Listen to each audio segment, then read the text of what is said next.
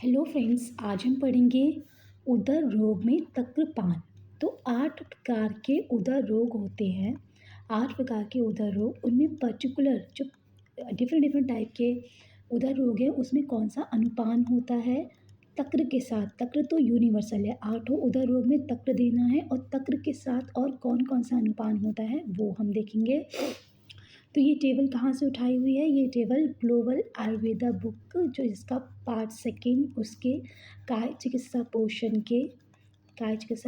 के page number 385 से ली गई है। Okay friends. और चरक चिकित्सा स्थान में चैप्टर नंबर 13 में उदर चिकित्सित वर्णन है, उसमें उदर रोग में तक्रपान क्या होता है उसका वर्णन किया गया है। ओके, अब हम आते हैं डिफरेंट उदर रोग और उनमें यूज़ होने वाला तक्रपान। नीचे उदर क्या होता है? नीचे उदर होता है सन्निपात उदर।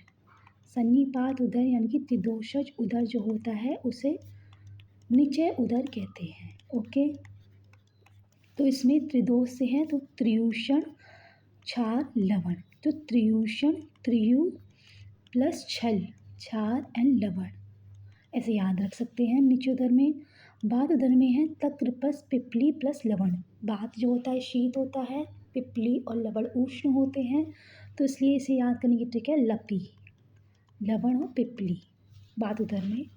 पित्त उदर में है शर्करा और मधु। पित्त जो होता है वो उष्ण होता है, शर्करा शीत होता है, मधु भी शीत होता है, तो शक मधु, शर्करा मधु पित्त उदर में है। कफ उदर यवानी सैंधव अजाजी व्यो। तो यवसैन अजा और व्यो ये कफ उदर में है, क्योंकि यवानी अजाजी व्योश ये सारे उष्ण होते हैं, कफ शीत होता है, इसलिए इसको तक्र के साथ प्रयोग किया गया है। मधु प्रयोग किया गया है कोष इसलिए लेना है क्योंकि कफ जो होता है वो शीत होता है, कोष ऊष्ण हो जाएगा तो इससे कफ ठीक हो जाएगा। नेक्स्ट हम आते हैं प्लीहोदर में है मधु तैल बच्चा शुंठी सतावा कुष्ठ सैंधव। उदकोदर में है तक्र और व्योश, ये बहुत छोटा सा ये याद हो सकता है।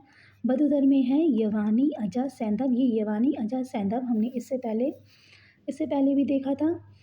बदोदर में हापूसा याद रखना है और छिद्रोदर में पिप्पली पिछौ, छिद्र पिछौ, ठीक है। और